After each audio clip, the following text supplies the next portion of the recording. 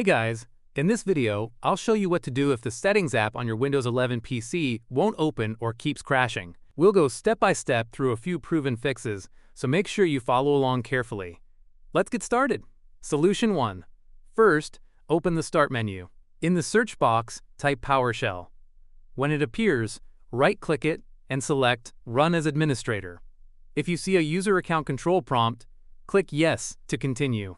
Now type or copy and paste this first command. You'll also find it in the video description. Then press Enter and wait for the process to finish. Next, run this second command to make sure everything reinstalls correctly. Once it finishes, restart your PC.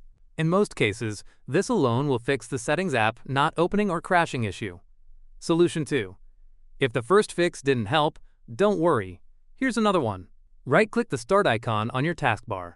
Select Terminal, Admin. Now, type the following command and press Enter, sfc/scan now. This will scan and repair any corrupt system files.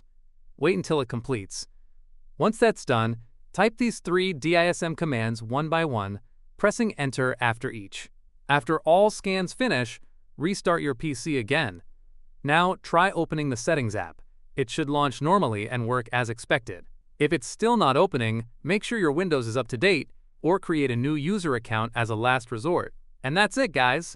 If this video helped you out, don't forget to like, subscribe, and leave a comment letting me know which solution worked for you. Thanks for watching, and I'll see you in the next one.